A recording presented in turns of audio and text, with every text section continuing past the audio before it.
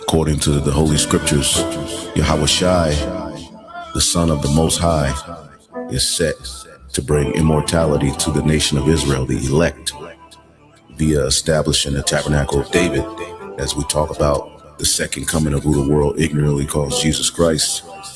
He is coming to take down this current world ruled by Esau, Edom, and establish a righteous kingdom, which is synonymous with the throne of David.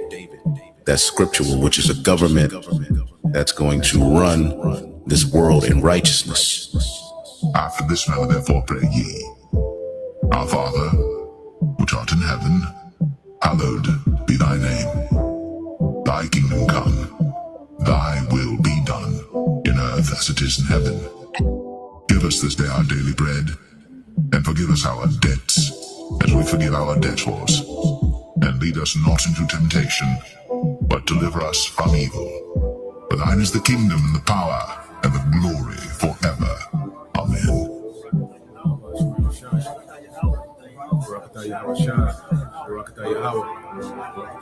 A transfer of rulership is coming, and the kingdom of heaven will be on earth. Righteousness will be spread throughout the whole four corners of the earth. Wickedness will be put down.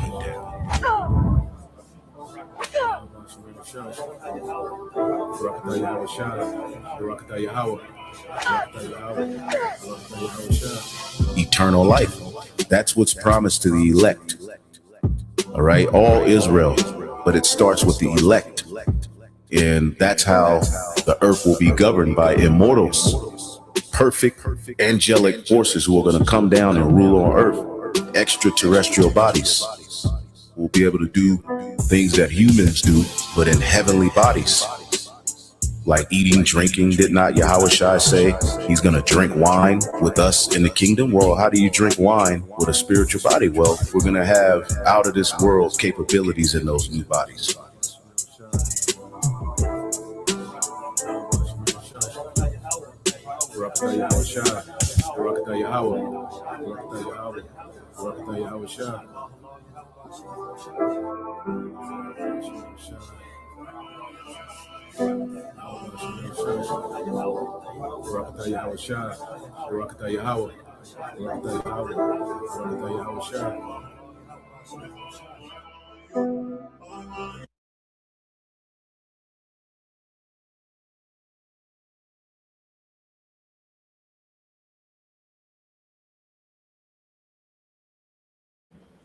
All right, Shalom.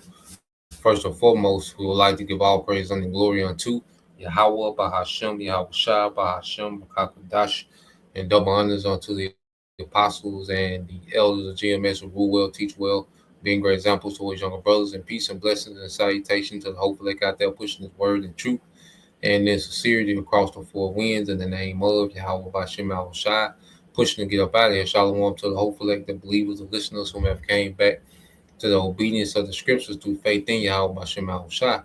All right, we're GMS Mississippi camp on the brother Yashamath. Got the beloved brother Anah. All right, GMS all in 144.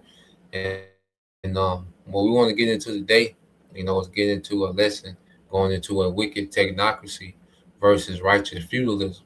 Okay, because it's a system of feudalism. Okay, which any system can be turned into wickedness depending on who's in power. Okay. But when you go into the concept of feudalism, that's going to be the concept of the kingdom. Okay. And we're going to bring that back in righteousness, man. Okay. And what this devil has done, he's turned, feudalism and made it wicked. All right. And then he's turned it into, debt slaves with wages, with his money system, the industrial commercial age. And now the devil wants to take it to another level. All right, with a technocracy, man. Okay, which gives him ultimate control. All right, and on a whole nother level. So what we're going to get into a couple of precepts. And then also we have a video we want to get into some things in the chat. And just expound. On feudalism. All right, and what this devil has turned feudalism into today. All right, and his wickedness, man. Okay. So yeah, let's get that precept in the book of Ecclesiastes, bro.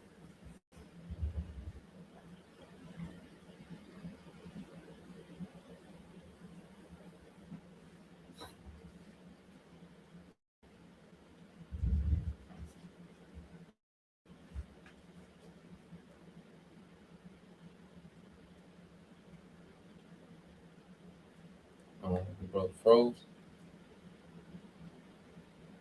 Look like the brother froze. And I get it on my end. He'll hop back on.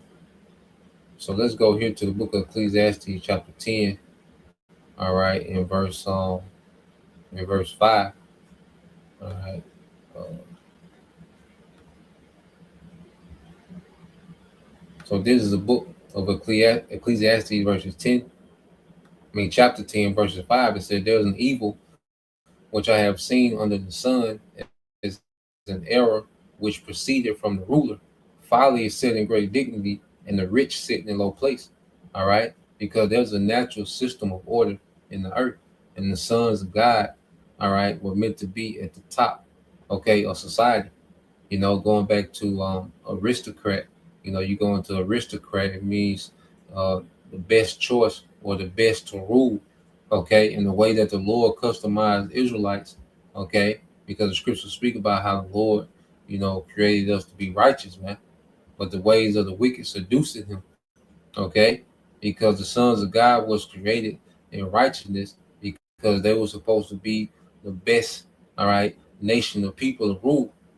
Okay, but what happened was, we failed. We became disobedient. Okay, we didn't take, full accountability of the responsibility that comes with rulership. Okay, so the Lord allowed us to be in a low place. you know, and now we're in a society where the most base man is in power. Okay, things are completely upside down from what they're supposed to be. Okay, so when you read it, said, "Folly is set in great dignity, and the rich sit in low place. I have seen servants upon horses, and princes walking as servant upon the ground." And we're the princes that's walking as servants on the ground, all right, in the lower state. And Esau is the servant that's on the horse, okay, because Esau is not fit for rulership. The Lord propped this man up in rulership as a punishment unto us, okay, which it was a chastisement to the hopeful elect, all right, and it was meant for the ultimate destruction for 2/3, this last captivity. But when you go into the precepts, when you go into the book of Psalms, when you go into the scriptures, all right, let's get Psalms 119. Just brother, let me know if you get back online. All right, this is the book of Psalms, chapter 119, in verse 71. It says, "It is good for me that I have been afflicted, that I might learn thy statutes." Okay, so it's a good thing that we are going through what we're going through. This affliction is good for us because it's teaching us appreciation for righteousness, man. You know, so this captivity under this base man, Esau Edom, this unfit ruler, is making us It's going to make us cherish rulership once we get it back, and it's making us appreciate righteousness, man. Now we understand, okay, why righteousness, okay, has to be enforced, okay, and it starts with the leadership, which is the role the Lord created us to play, was to be the above people, as the scriptures say.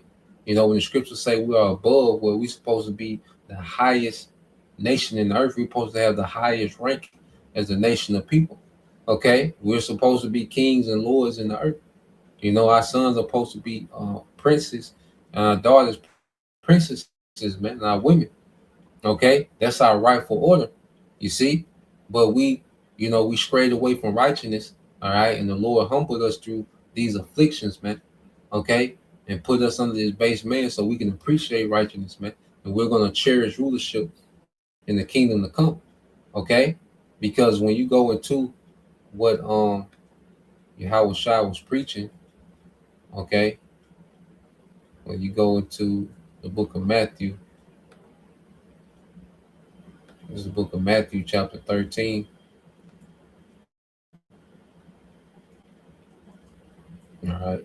So this is the book of Matthew, chapter 13, and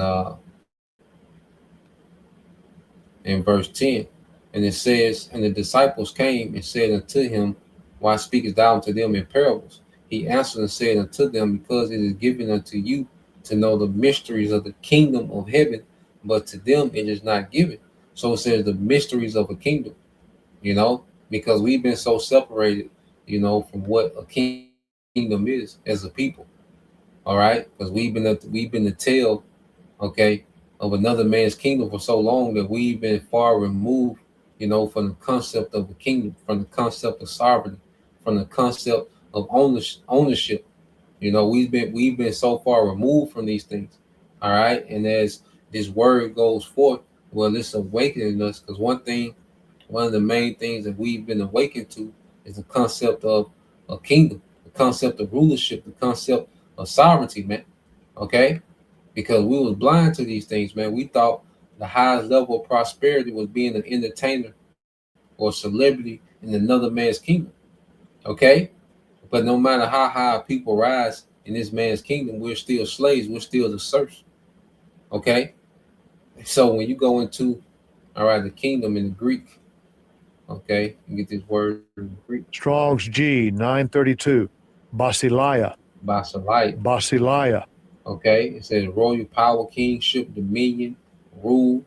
Okay, and it says a kingdom, the territory subject to the rule of the king. And we know Yahweh Shai, okay, he's going to have the earth, and he's going to divide, okay, his inheritance with the sons of God, okay, and we're going to have possession over the earth. You see, there's going to be a righteous feudal system, man. Okay, we're going to have a possession of the earth, and these heathens are going to be our property, man. Okay, now for 1,000 years it's going to be a rigorous rulership, because these heathens are going to be punished, okay, for their participation with Esau in this rebellion against the Most High, okay, and being complicit with the devil in the treatment of his people, because the devil took it too far. We was given to his hand for a punishment, but he took it too far, and these nations have been complicit, okay, with Esau, man. Okay, so that first 1,000 years within our kingdom is going to be a rigorous rulership, okay, for these heathens, man. And Esau, he's going to be done away with after 1,000 years, okay, and after 1,000 years, these heathens, they're going to enjoy the benefits of a righteous feudal system, man. You know, and we're going to go into a little more, but let's go from there. Let's see, because I want to get the definition.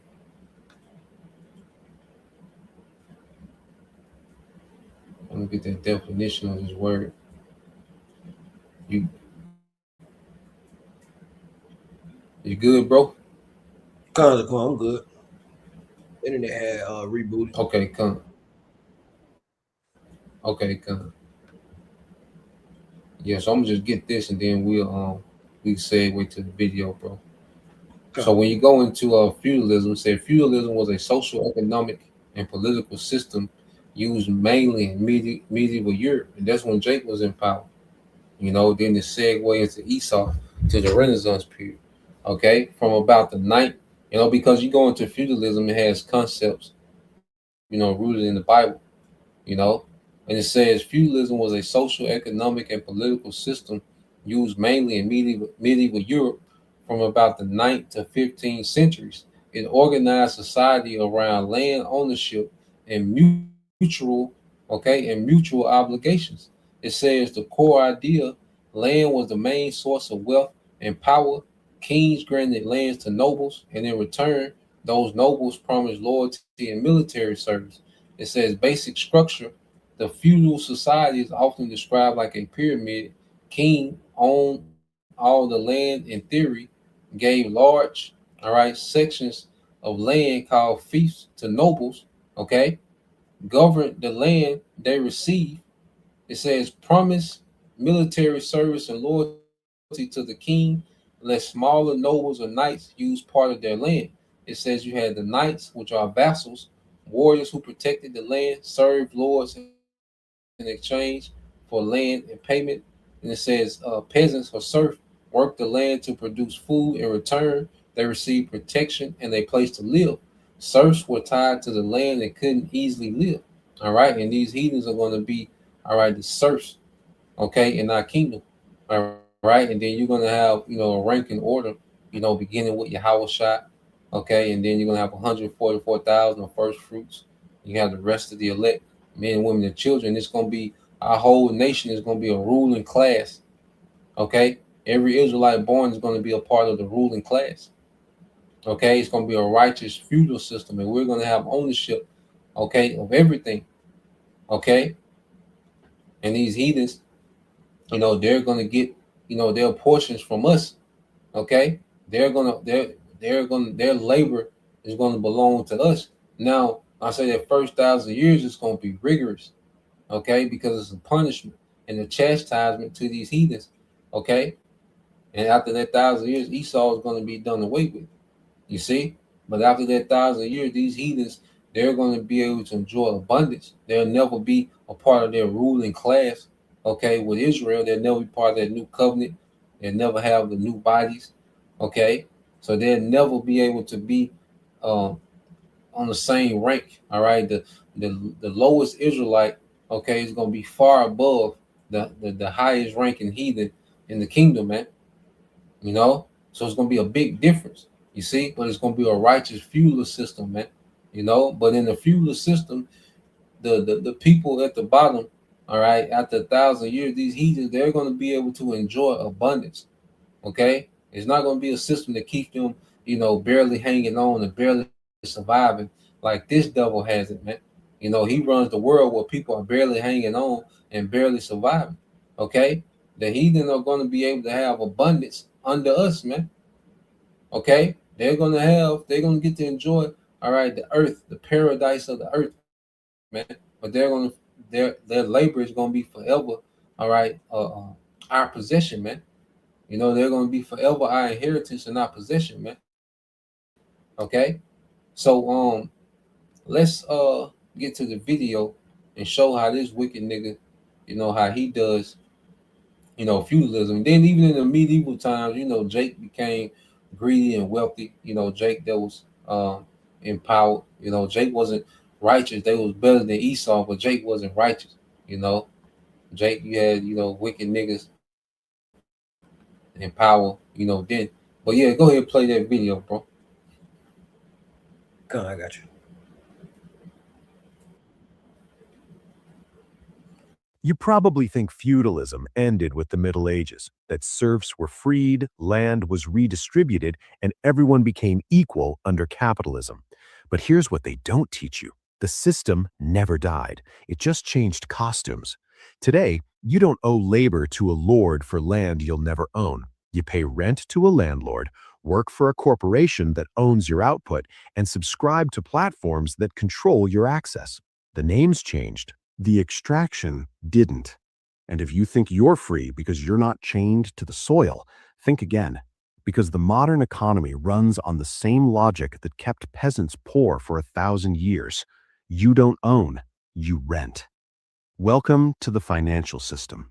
Control the money, control the history. And remember, simple is never easy. Let's start with what feudalism actually was. In medieval Europe, society was a pyramid. At the top sat the king and the church. Below them, the nobility, lords who controlled vast estates. And at the bottom, the peasants, who made up 90% of the population but owned almost nothing. The system worked through a brutal trade, protection for labor. Peasants worked the land owned by lords. In exchange, they received safety, shelter, and just enough harvest to survive. But they could never leave. They were tied to the land by law and debt. They paid taxes in grain, labor, and children. Their sons inherited not freedom, but obligation. This wasn't corruption, it was the system. Power came from ownership, and ownership meant land. Whoever controlled the land controlled the food supply. Whoever controlled the food supply controlled the people. It was a closed loop. Work the land, give your surplus, stay poor. Lords didn't need to force compliance through violence alone. Hunger did most of the work. The peasant had two choices: obey or starve. And starvation was not a metaphor. Famines were regular. One bad harvest could wipe out entire villages. The system required scarcity, because without scarcity, there was no leverage. Without leverage, peasants might ask for more, or worse, leave.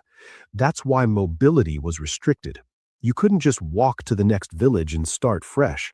You were property, tied to the estate. And if a lord was cruel, abusive, or extractive beyond reason, too bad. There was no competition, no appeals process. You were born into it, and you died in it. But feudalism wasn't just about land. It was about layers of extraction. The king taxed the lords taxed the peasants, the church taxed everyone. And at each layer, someone skimmed value without producing anything. Lords didn't farm, knights didn't build, bishops didn't plant, they owned. And ownership, not labor, was the source of wealth. The people who actually created value, the ones who planted, harvested, built, and crafted, received the least. This wasn't an accident of history, it was the design. Every empire, every feudal state, every monarchy learned the same lesson. If you want to stay rich, make sure the people who make you rich can never accumulate enough to challenge you.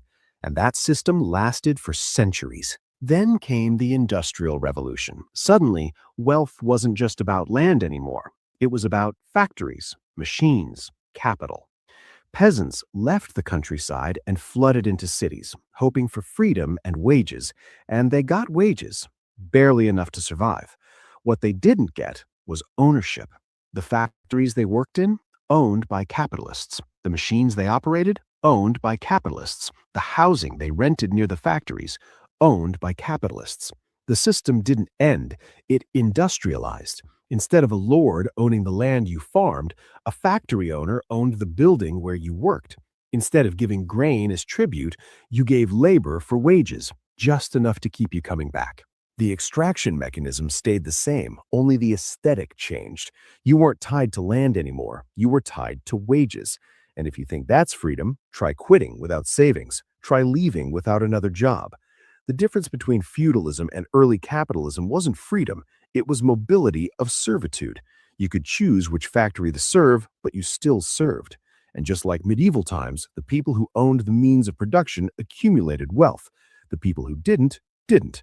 Over time, those early industrialists became dynasties: Rockefeller, Carnegie, Vanderbilt. They built empires not by working harder, but by owning more. They owned the oil, the steel, the railroads. And just like feudal lords, they extracted value from thousands of workers while contributing almost none of their own labor. Ownership, once again, became the choke point of power. But at least in the industrial age, there was some hope of mobility.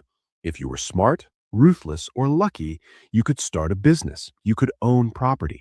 The American dream was real, for some. But even then, the game was rigged, because wealth compounds. The more you own, the easier it is to own more. And the more you own, the harder it is for anyone else to catch up. By the mid-20th century, the top 1% controlled more wealth than the bottom 90%. The distribution hadn't changed since medieval times, only the speed had. Then came the digital revolution, and that's when feudalism went stealth. Look around. Who owns the platforms you use every day? Not you. Amazon owns the marketplace where you shop. Google owns the search results you trust. Facebook owns the social graph that connects you to others. Apple owns the App Store where you download tools. Microsoft owns the software you use to work. These companies don't produce what you buy. They own the space where buying happens. They're not merchants. They're landlords. They own digital real estate, and you pay rent every time you click. When a small business sells on Amazon, Amazon takes 15 to 40% of every sale. Not because Amazon made the product, not because Amazon shipped it, because Amazon owns the land, the platform where transactions happen. It's a toll, a tax, a feudal due. The same logic applies to Uber. Drivers provide the car, the gas, the labor. Uber owns nothing but the app. And yet, Uber takes 25 to 30% of every ride. Why? Because it owns the platform. The platform is the new land. And just like medieval lords, platform owners don't need to produce value. They just need to own the space where value is created. Then they skim. And if you don't like it, too bad, because these platforms have monopolies. Try running a business without Google search visibility. Try selling globally without Amazon. Try reaching customers without Meta's ad network. You can't. You're dependent. And dependency is control. This is feudalism 2.0. But it's not just platforms. Look at housing. Hedge funds and private equity firms now own hundreds of thousands of homes across America. Regular people don't rent from landlords anymore. They rent from algorithms. BlackRock, Invitation Homes, and others buy entire neighborhoods, convert them into rentals, and extract wealth month after month. You'll never own that house. They will. And every rent check you send is a transfer of wealth upward, just like a feudal tax. This isn't speculation, it's data. Since 2008, the home ownership rate for young people has collapsed. Meanwhile, institutional investors doubled their holdings. They're not buying homes to live in, they're buying them to own. Because ownership is profit, and profit doesn't require effort, it requires leverage. The same pattern repeats in credit. You don't own your purchasing power, you borrow it. Credit cards, student loans, car loans, mortgages, these are the modern version of debt bondage. You can't afford college, so you borrow. You can't afford a car, so you borrow. You can't afford a house, so you borrow. And once you borrow, you're locked into payments for decades. Who profits? Banks, lenders, the ones who own the money supply. Interest payments are the new tithes, small, invisible, relentless. Every month, wealth flows from your paycheck to their balance sheets. And you're told this is normal, that debt is just part of life. But medieval peasants were told the same thing. They were told the Lord deserved his share because he owned the land. Today, we're told the bank deserves its interest because it took the risk. But the risk was never equal. Because the bank creates money when it lends. You create nothing when you borrow, except obligation. So here's the truth they don't say out loud. Feudalism didn't die, it evolved. The castles became corporate headquarters. The lords became CEOs and billionaires. The land became platforms, patents, and financial instruments. And you're still the peasant. Not because you're worthless, but because the system needs you that way. It needs your labor, your data, your rent checks, your debt payments. It needs you producing value you'll never fully own. Because if you owned it, you wouldn't need them. And that's the one thing the system can't allow. The uncomfortable truth is this. Every economic system in history has been about one thing: who controls the value others create. And in every system, it's been the same answer: whoever owns the means of production. In medieval times, that was land. In industrial times, that was factories. And today, it's platforms, data, and financial assets. The tools changed, the logic didn't. The only difference now is that the chains are invisible. You're not tied to land by law. You're tied to rent, debt, and wages. You can leave one job, but only for another job. You can stop using one platform, but only to use another. The freedom to choose your master is not the same as freedom. And that's why Feudalism 2.0 is so effective. It doesn't feel like oppression. It feels like choice. You chose to take the loan. You chose to rent. You chose to work for someone else. But when all the options lead to the same place, extraction, it's not a choice. It's a system. And the system is working exactly as designed, because the people at the top don't want revolution. They don't want collapse. They just want you to keep working, keep renting, keep borrowing. And as long as you do, the wealth flows upward, silently, legally, inevitably. History doesn't repeat, but it rhymes.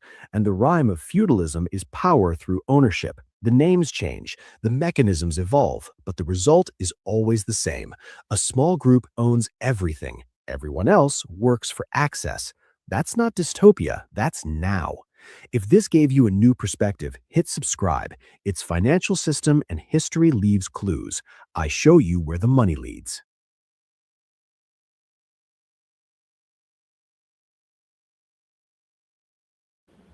Yeah, Con. So you see now, these devils, they made feudalism 2.0, their wicked version of feudalism. Now the next step is to merge people, all right, with this technology, man. Okay, that's the next step because they want to keep this system. They want to take this to a whole. They want to take this system of control and dependency to a whole nother level now with technocracy, man. Okay, so now they're building a digital infrastructure because people are already on these digital platforms. Okay, to where people are paying for permission. You trade your labor just to have permission. You know, and he wants to take that to a whole nother level. You see, so now what the devil's getting ready to do is try to merge people with this technology, okay, so they can be forever dependent on him, so he can own their labor forever. And he even has his people in the mix, you know. He even has his own people in the mix, man, which is wicked. He concentrates all the wealth to just an elite few of his own people, you know. But in the kingdom, all right, it's gonna be a righteous feudal system, all right, because Esau, matter of fact, uh let's get Genesis 27 and 28, because we're gonna go to the blessing of Jacob and Esau, which both Jacob and Esau are both blessed with world dominion. Okay, and we're seeing what Esau was doing with his world dominion. Okay, because even this man, he destroys the food. Okay, he destroys, all right, the water. He pollutes. It's a constant war, because part of the agreement with, a feudal in the feudal system is that the lords will provide safety and protection, okay, and free movement of commerce, okay, and the serf will provide labor. Well, he's not holding up his deal because he keeps people at constant war, okay. Violence is normal in this man's system, okay, just domestic violence, not even just blown out war, domestic violence, man. Okay, he poisons the food, he's poisoning this, he doing psyops on your ass. So this man is just completely wicked in this feudal system, man. Okay, but you got it, bro. You said Genesis 27 and 28, or you'll start at 30. Yeah, come. What 28 say? It says Genesis 27 and 28. It says, therefore the Most High gave thee of the dew of heaven. Yeah. Let's start at 27. Matter of fact. Come, this is Genesis chapter 27 and verse 27. It says, and he came near and kissed him, and he smelled the smell of his remnant and blessed him, and said, see, the smell of my son is as the smell of a field which the Lord Yahweh had blessed. Yeah. Verse So this is Jacob. This is Jacob coming to Isaac, which Rebecca, had made him hairy and smell like Esau. He put hair on his arms and made him smell like Esau because Isaac couldn't see.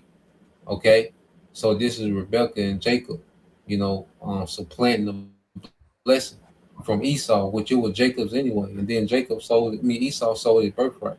But you go ahead, bro. verse 28, it says, therefore the most high gave thee of the dew of heaven and the fatness of the earth and plenty of corn and wine. Yeah, so that's the possession of the earth and the resources. Okay, which will make Jacob a lord of the earth, a landlord of the earth. A king. You see, a king is landlord of whatever territory that he owns. He's the highest lord. You know. So Jacob was blessed with the fatness of the earth, all right, and the resources in it. You see, so the earth and everything in it, including the people. Go ahead. Verse 29, it says, let the people serve thee, and the nations bow down to thee. Be Lord over thy brethren, and let thy mother's sons bow down to thee. Cursed be everyone that cursed thee, and blessed be he that blessed thee. Yeah, be Lord over thy brethren. Let people bow down to thee, letting you know that people came with the blessing. All right, and it links up real quick. Get that in Psalms chapter 2, verse 7 and 8, and then we'll go back to Genesis.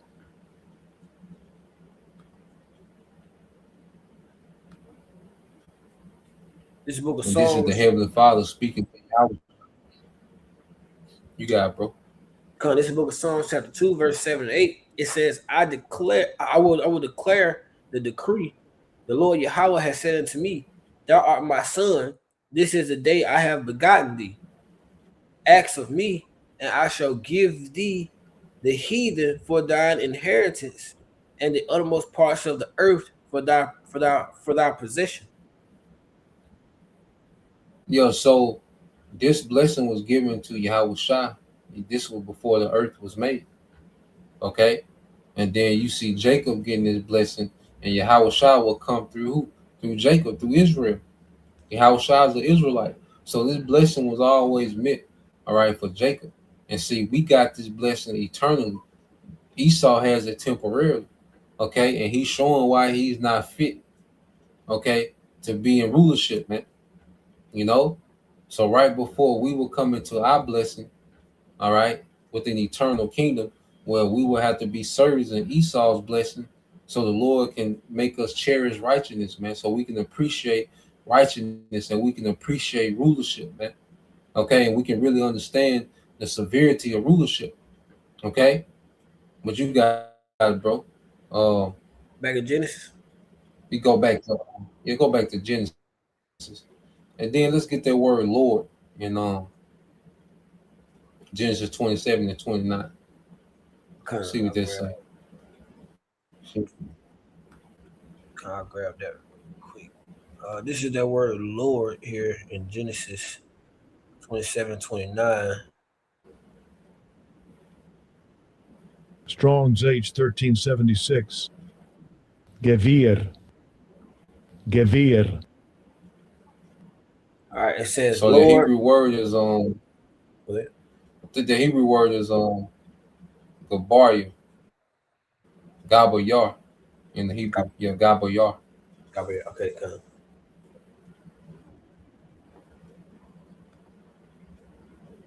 it's Gabayar. It says Lord, ruler, a master, Lord. Right. In the Hebrew lexicon, it says Lord, so called for the idea of power.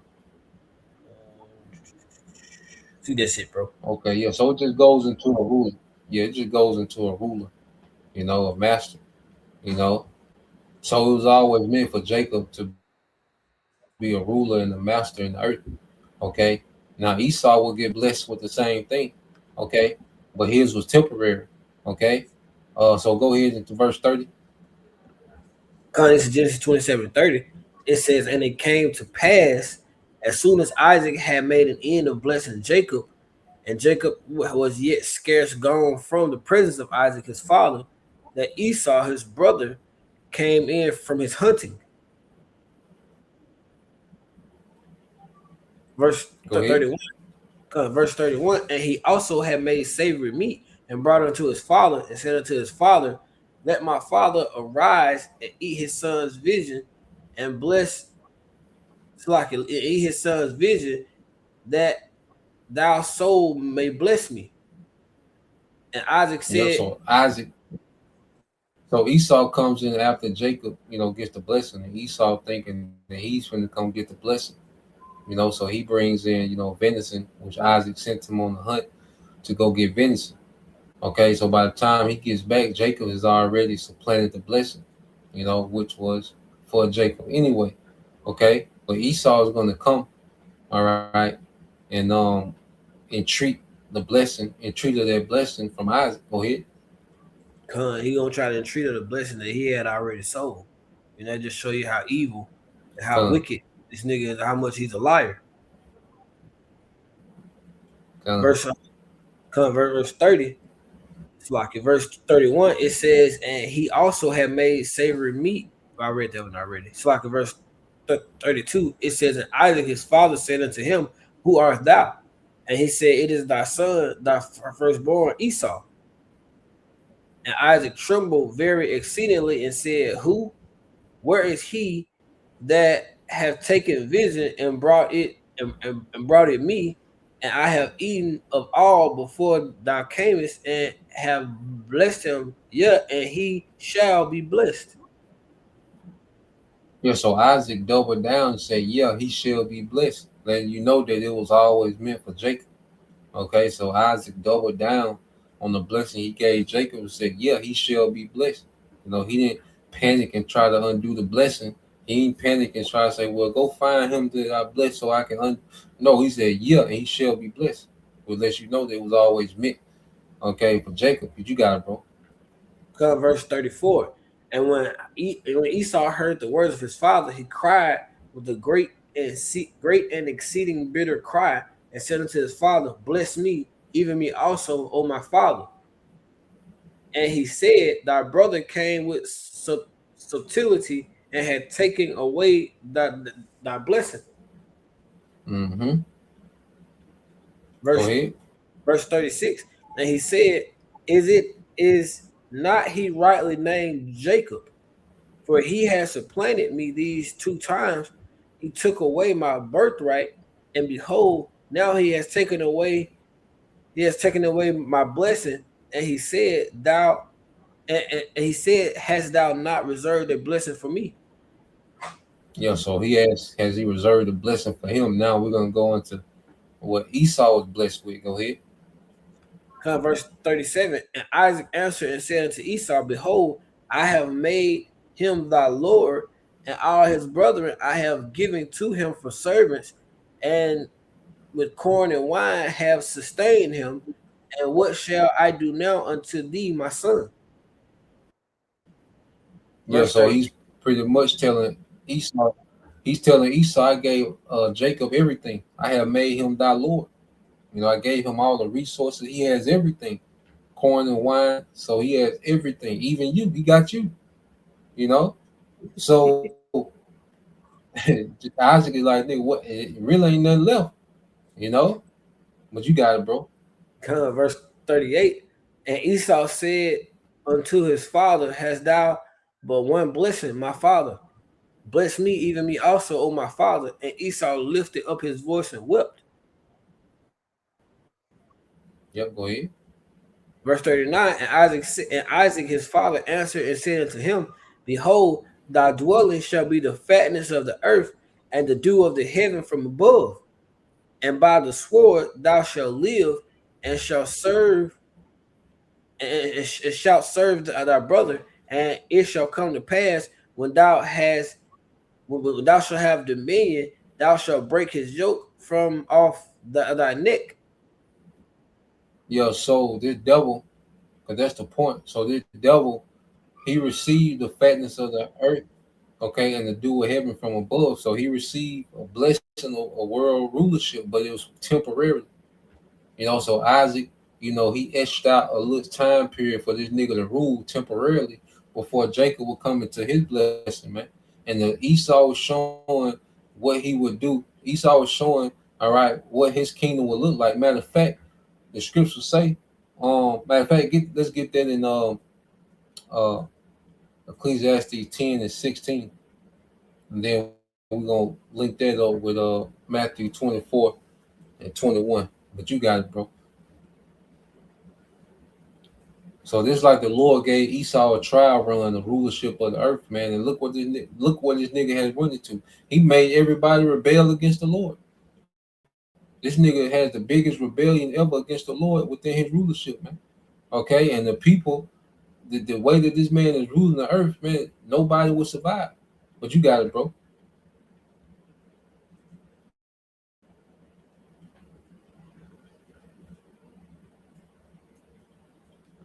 You get that in Ecclesiastes 10 and he probably knocked off again. Okay, let's go back to it.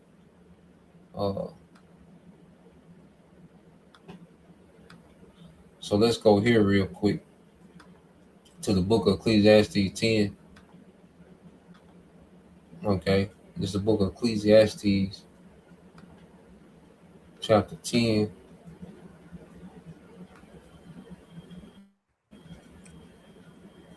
All right, in verse 16. They put you back on, bro. You good? Come, I'm back on, bro. I heard. Okay, come. You can take mine now. You put yours on. Put the You said 10. Ecclesiastes 10 and 16. I got it Yeah, pulled up. Ecclesiastes 10 and 16. This book of Ecclesiastes, chapter 10, and verse 16. It says, "Woe to thee, O land, when thy king is a child, and thy princes eat in the morning." Yeah, so woe to thee, O land. So that's the earth, especially here in America, man. When destruction to thee, O land, because you have an unfit nigga in power, man. Esau Edom, he's unfit. Okay? The way that the Lord created Esau, he's not meant to be in rulership forever. Okay, this is why the blessing was never for Esau, and the Lord is showing that, man.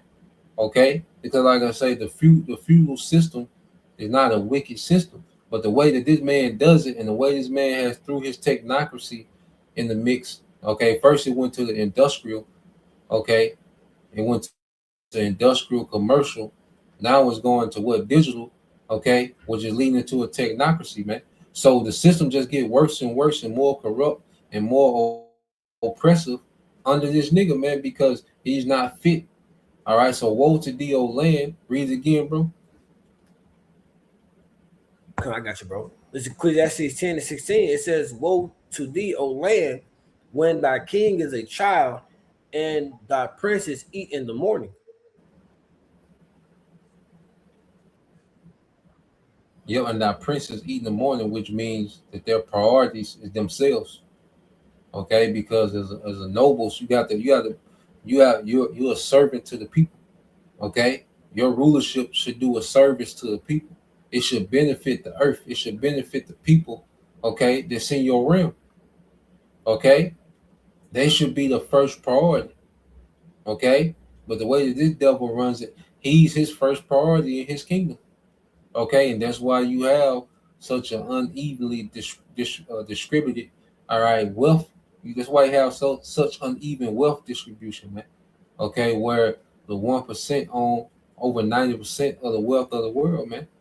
Okay, that's completely wicked and off balance, man. Okay, the earth is full of resources and abundance where everybody can be good to where they don't have to stress, worry about starvation, worry about working long hours.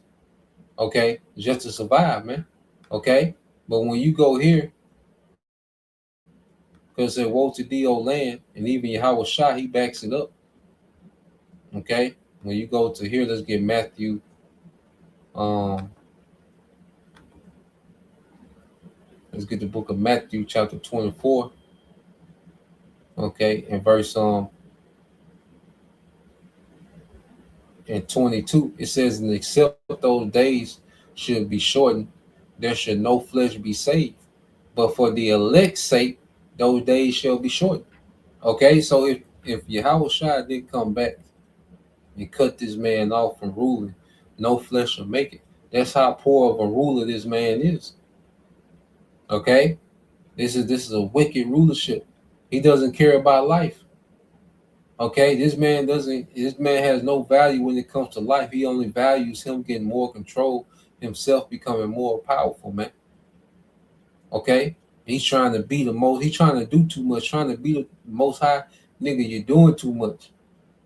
Okay, you ain't even master being a regular person. This nigga trying to be the most high. You can't even function or as a human in the earth, and you trying to be the most high, man. Okay, and under this man's rulership, if Yahweh Shai did come back and intervene, all right, no flesh will make it, man. Okay, but now when you go here, and this is why Yahweh Shai, he told us not to rule like that, man. Okay, let me see. I think that's in the book of Luke. You see Yahweh Shai when he was talking to his disciples, all right, who will become apostles, all all right, who's going to be, the top men, okay, in the kingdom, okay. I think there's another one in Luke. Let me see.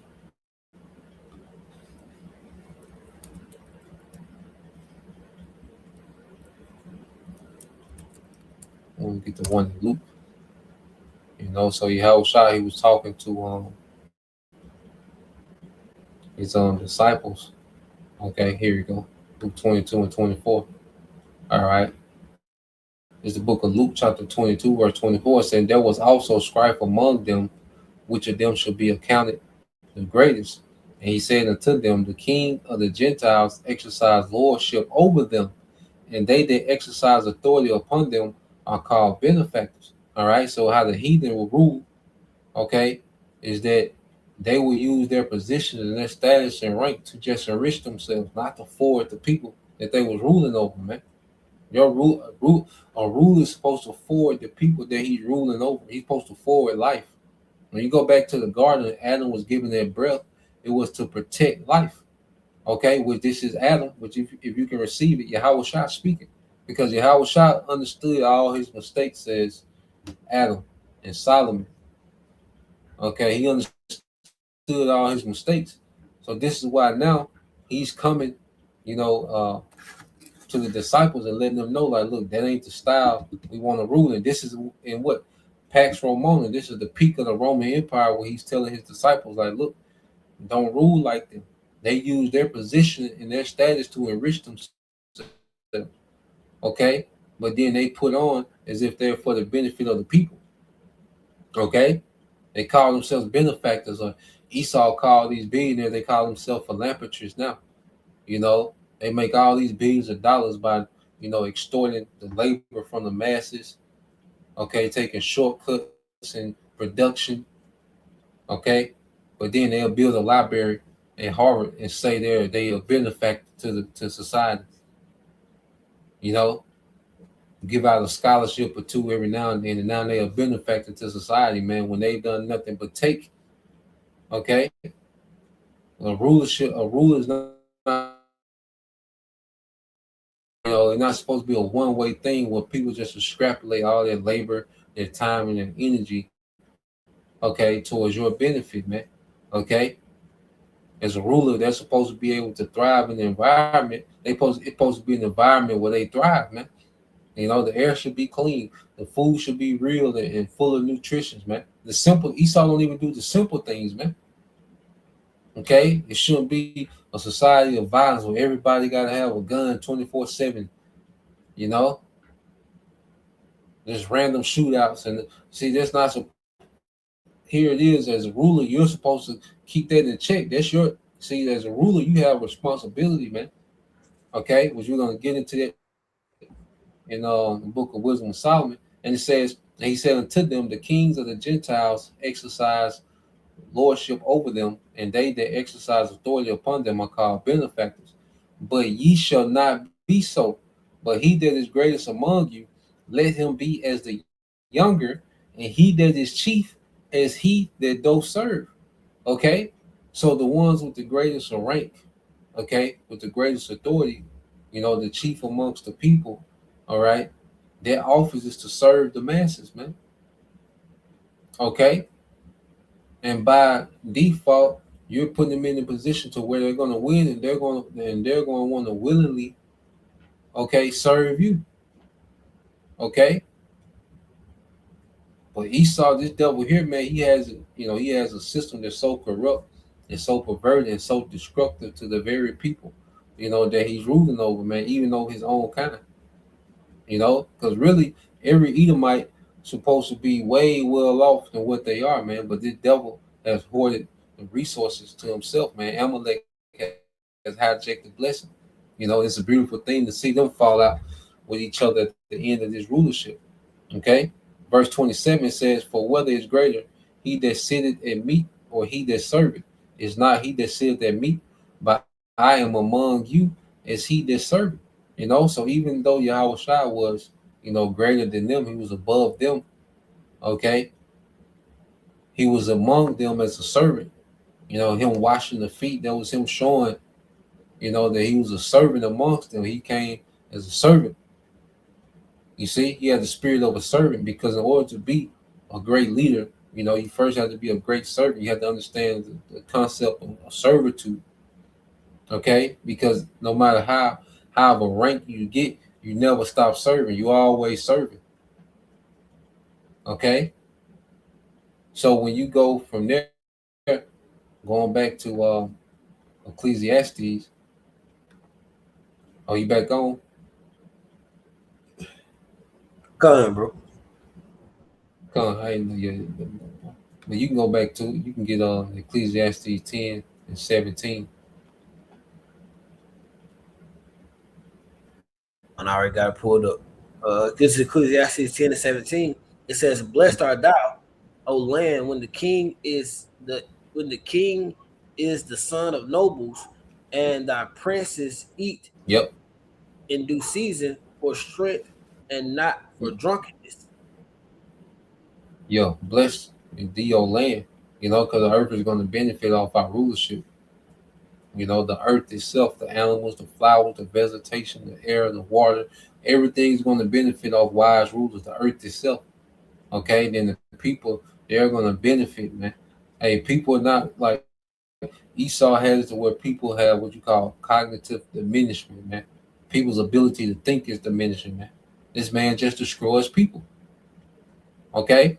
And the brother got that brother, GMS Good Soldier 144, he got a good precept. Uh let's read that, bro. It's a rock chapter 14 verses 8 through 10 in the GNT. But you can read that, bro. Yeah, Sirach 14 verses 8 through 10 in the GNT. What you got, Come, bro? this, this is GMS Good Soldier 1443. Sirach 14 verses 8 through 10 in the GNT. It says, "A selfish person is evil. He turns his back on people's needs and is never satisfied with what he has. Greed will shrivel up a person's soul. Some people are too stingy to put bread on their own table." Yep. And this is the devil, man. This is the devil Esau. He's a selfish person and he turns his back on the needs of the people, man. Because ruling comes with responsibility, man. Not just for the sake of clout, not for the sake of enriching yourself, because you're in this privileged position, man. But before any of that is a responsibility. That's why it says, read that in verse 17 again. So Ecclesiastes 10 and 17. Ecclesiastes 10 and 17, it says, "Blessed art thou, O land, when thy king is the son of nobles, and thy princes eat in due season for strength and not for drunkenness." Yeah, because we the sons of God. Okay. So the Lord created us to be superior in everything, you know, superior in every way, but it's for the sake of ruling in righteousness, man. Not to enrich ourselves. We're not a superior people to enrich ourselves. Okay, we're a superior people to be the standard of righteousness in the earth. Okay. And it says, who eat in the evening, not for drunkenness, but for strength. Okay, which means being moderate, being disciplined. Okay, because the people with the highest rank have to have the highest level of discipline because they have access to so much. So they have to have the highest level of discipline. Okay, well, you got this nigga Esau, a man with no discipline that has all this access, and you see the conditions of the earth, man. Okay, and you eat in the evening, that means you're prioritizing you prioritizing your affairs of your kingdom, okay, before you indulge for yourself. You're prioritizing the affairs of the kingdom before you indulge. Okay?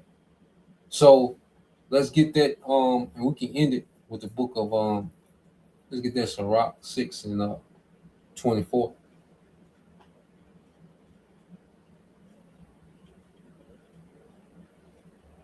Because I said we end it there because he might have froze up again. Look like he froze up. Brother, if you could put it on with the brother, if you still on, if you can post that, bro, GMS, one of y'all brothers, Sirach 6 and 24. Baba Kushah. All right, but I get this. Just wait. This is the book of Sirach, chapter 10, verse 3. It says, this is another one from the brother GMS Good Soldier. It says, an unwise king destroyed his people. And this is Esau. He's an unwise king. He's unfit. That's why was given a temporary rulership. You know, that's why the Lord gave this man a temporary rulership, because he's unfit. He's an unwise king. All right, because he's programmed to be selfish. He's programmed to be wicked. He's programmed to be violent. He's programmed to be a niggard. Okay? That's why he was given a temporary kingdom. It says, but through the prudence of them which are in authority, the city shall be inhabited, man.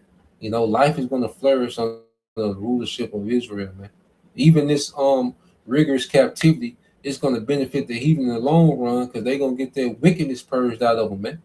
Esau going to be destroyed. He's going to be exterminated. He's not going to exist. He's not going to get to enjoy a righteous rulership. He's going to be exterminated, man. Okay? But the heathen, after 1,000 years, man, even that rigorous captivity, because it's going to purge that wickedness of Esau out of them, man. Okay? So let's go here. We'll end it here. This is the book of Sirach, chapter 6, verse 23. GMS Good Soldier again. It says, give ear, my son, receive my advice, and refuse not my counsel, man.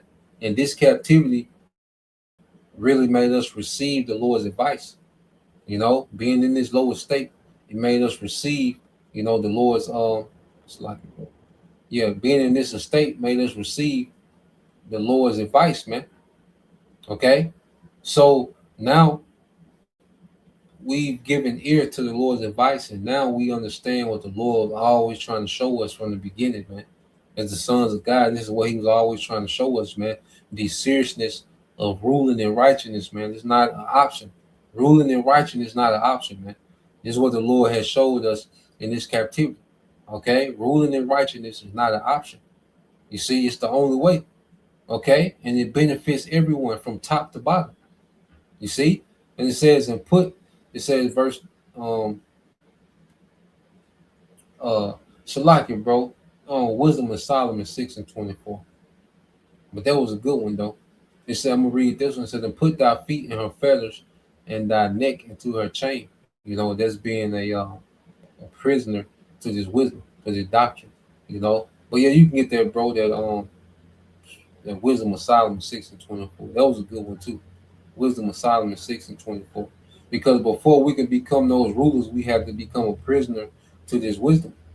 You know, before we can become, all right, these polished, okay, well-rounded, righteous rulers, well, we have to become a prisoner to this wisdom and this discipline, this understanding. Okay, you got it, bro. This is the book of Wisdom of Solomon, chapter 6, verse 24. It says, but the multitude of the wise is the welfare of the world, and a wise king is upholding of the people. Yeah, so the multitude of the wise is the welfare of the world, is the benefit of the world. The earth is going to be, you know, because the earth is going to be in a constant state of flourishing, man. You know, the earth is going to go back to abundance. Okay, the earth itself is even going to grow, man.